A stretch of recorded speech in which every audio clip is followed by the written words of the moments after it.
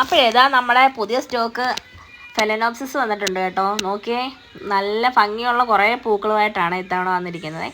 പിന്നെ നല്ല ഹെൽത്തി പ്ലാന്റാണ്, നല്ല അടിപൊളി പ്ലാന്റാണ് വന്നിരിക്കുന്നത്. അപ്പോൾ ഈ പ്ലാന്റിന് നമ്മൾ 550 രൂപ ആ ഒരു റേഞ്ചാണ് ഈ പ്ലാന്റിന് വരുന്നത്. നോക്കിയേ, ഓരോ കളേഴ്സും ഞാൻ കാണിച്ചു തരാം കേട്ടോ. അപ്പോൾ നമുക്ക് എല്ലാ ഓർക്കിഡും പോലെ തന്നെ നിറയെ പൂക്കളുണ്ടാകുന്ന വെറൈറ്റിയാണ് ഫെലനോപ്സിസ്. ഇത് നല്ല രീതിയിൽ നമ്മൾ പരിചരിച്ച് കഴിഞ്ഞാൽ നിറയെ പൂക്കളുണ്ടാകും. അതേപോലെ നമ്മുടെ ഉദ്യാനങ്ങളൊക്കെ ഇങ്ങനെ പൂക്കൾ കൊണ്ട് നിറയ്ക്കാൻ പറ്റുന്ന ഒരു ചെടിയാണ്. അപ്പോൾ ഇത് മഴയും വെയിലും ഒന്നും ഏൽക്കാതെ നമ്മൾ സംരക്ഷിക്കണമെന്നുള്ള ഒരു കാര്യം മാത്രമേ ഉള്ളൂ. ഇതിന് വെളിച്ചം വേണമെങ്കിലും നേരിട്ടുള്ള സൂര്യപ്രകാശം അടിക്കാതിരിക്കുന്നതായിരിക്കും നല്ലത്. അപ്പോൾ നേരിട്ട് ഇതിന് സൂര്യപ്രകാശം അടിക്കുകയാണെന്നുണ്ടെങ്കിൽ ഇലകൾ പൊള്ളലേറ്റിട്ട് പെട്ടെന്ന് ചെടി നശിച്ചു പോകാൻ സാധ്യതയുണ്ട്. അതേപോലെ ഒരുപാട് ഓവർ മഴയത്തും ഈ ചെടി വെക്കാൻ പറ്റത്തില്ല. അപ്പോൾ പെട്ടെന്ന് ചെടിയുടെ ഇലകൾ അഴുകിയിട്ട് ചെടി നശിച്ചു പോകും.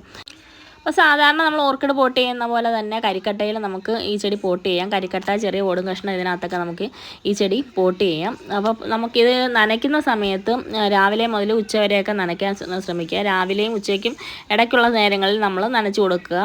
പിന്നെ വൈകുന്നേരങ്ങളിൽ നനയ്ക്കാതിരിക്കുന്നതായിരിക്കും ഈ ചെടിക്ക് ഏറ്റവും നല്ലത്. അതേപോലെ നമ്മൾ മറ്റു ഓർക്കിഡിന് കൊടുക്കുന്ന എല്ലാ വളങ്ങളും തന്നെ ഈ ഒരു ചെടിക്ക് നമുക്ക് സ്പ്രേ ചെയ്ത് കൊടുക്കാം. ഗോമൂത്രം ഒരു 10-20 ഇരട്ടി വെള്ളത്തിൽ നേർപ്പിച്ചിട്ട് നമുക്ക് ദിവസവും സ്പ്രേ ചെയ്ത് കൊടുക്കുന്നത് നല്ലതായിരിക്കും. അതേപോലെ തന്നെ 19 അങ്ങനെ ഉള്ള വളങ്ങളൊക്കെ നമുക്ക് സ്പ്രേ ചെയ്ത് കൊടുക്കാം.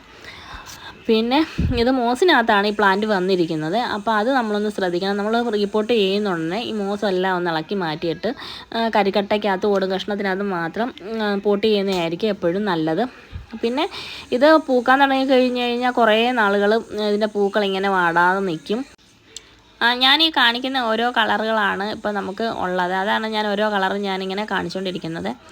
അപ്പോൾ ആർക്കെങ്കിലും വേണമെന്നുണ്ടെങ്കിൽ ഇത് ഏത് കളറാണ് വേണ്ടതെന്ന് വെച്ചാൽ ഒന്ന് സ്ക്രീൻഷോട്ട് എടുത്ത് അയച്ചു തന്നാൽ മതി. അപ്പോൾ എല്ലാം നല്ല കളേഴ്സാണ് കേട്ടോ, എല്ലാം നല്ല ഭംഗിയുള്ള കളേഴ്സാണ്.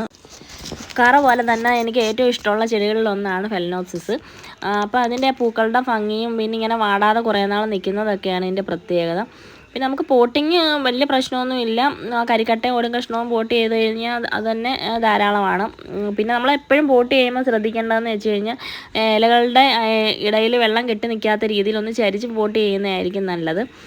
പിന്നെ അതേപോലെ നമുക്ക് മരങ്ങളിലൊക്കെ കെട്ടി വെച്ചിട്ടും നമുക്കിത് ചെയ്യാം കേട്ടോ. പിന്നെ ഇത് ചെറിയ തടി കഷ്ണങ്ങളിലൊക്കെ ഫിക്സ് ചെയ്ത് വെച്ച് കഴിഞ്ഞാലും നന്നായിട്ട് പൂക്കും.